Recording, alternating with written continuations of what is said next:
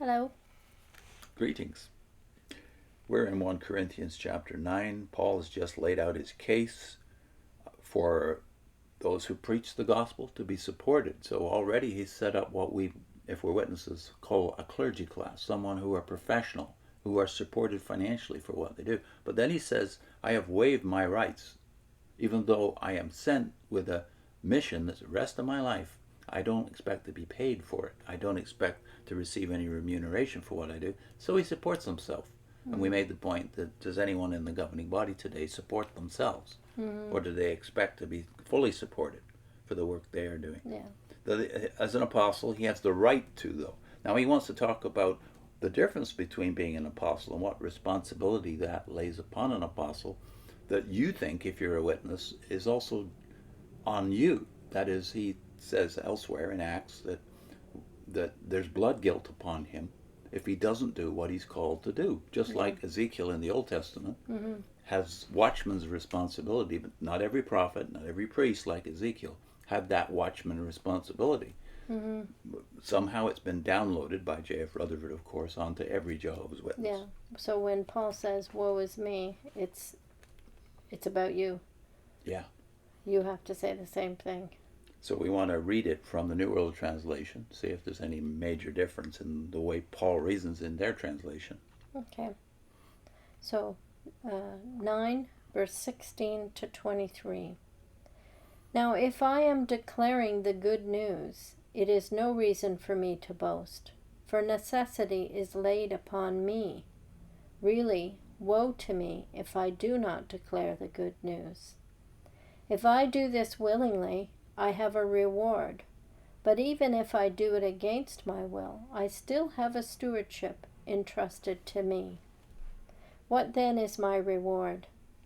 That when I declare the good news, I may offer the good news without cost, to avoid abusing my authority in the good news.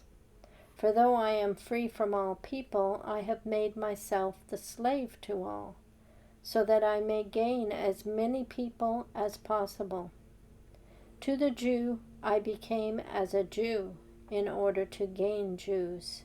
To those under law I became as under law, though I myself am not under law, in order to gain those under law. To those without law I became as without law, although I am not without law toward God, but under law toward Christ, in order to gain those without law. To the weak I became weak, in order to gain the weak. I have become all things to people of all sorts, so that I might by all means save some. But I do all things for the sake of the good news, in order to share it with others. So you have to think about the meaning of the word apostle. What does it mean to be an apostle? And how many were there? Sent ones, that's what it means. How many sent ones were there in the first century? And then you realize, well, that's what separates them. There's the dozen who are the 12, of course. Then there's a few more that are named as apostles, like in addition to Paul, James, who is actually not called that, but he acts as one, doesn't he? As a leader, etc., and a public leader. And then there's Barnabas and Silas, and maybe a few others.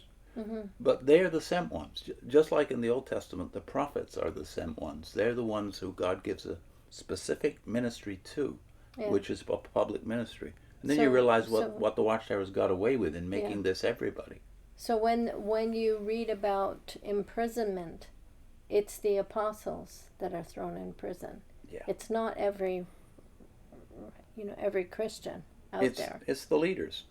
The ones who are doing the public proclamation. Then you realize that's the parallel with the prophets in the Old Testament. Why were the prophets the one being killed? Because they were the ones forthtelling, which is what prophecy really is. It's not foretelling, it's forthtelling. They were the ones given the responsibility to preach publicly. And of course that involved responsibility and even blood guilt if you are called to that.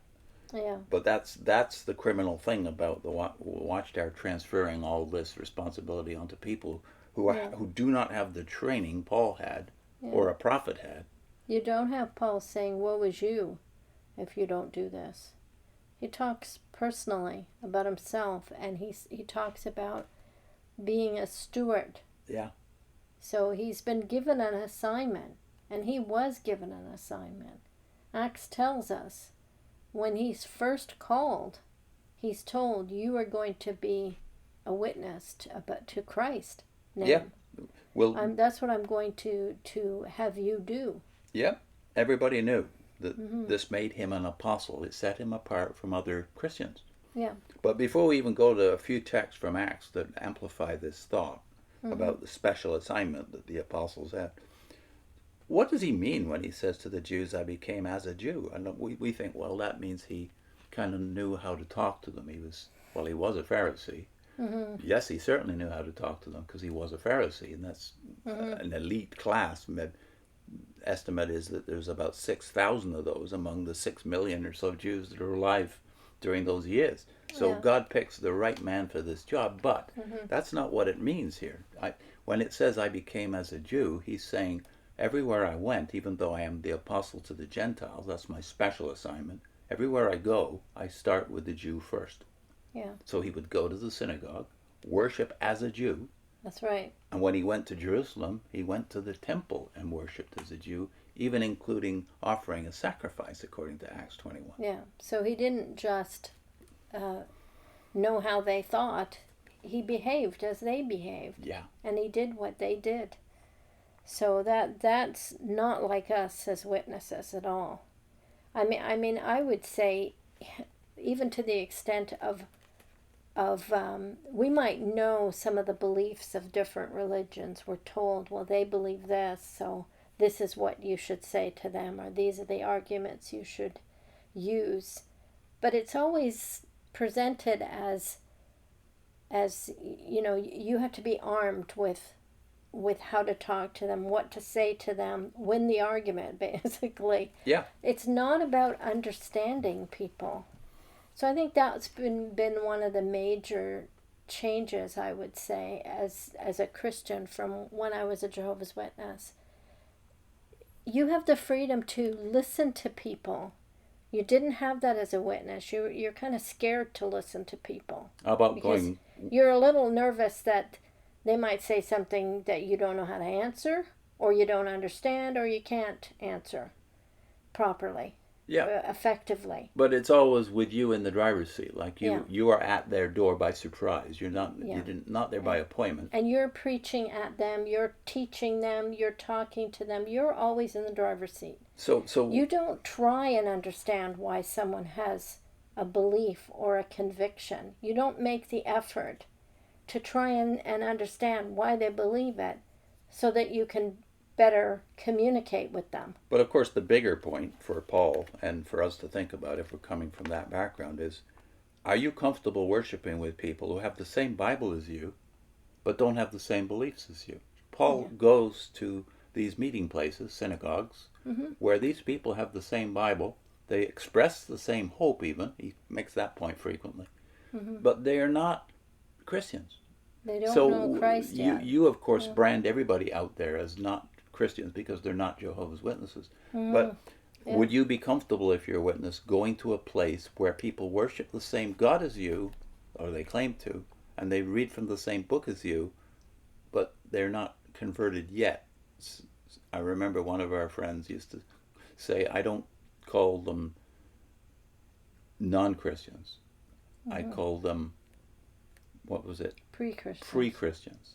Yeah. I don't think of them as non-Christians. I think of them as pre-Christians, and that's how Paul seems. That's a nice, hopeful way of looking at it. That's how Paul seems to see the Jews. All they need to know is that the prophecies are fulfilled. So everywhere Paul goes, this is the theme. I want to tell you about your Messiah.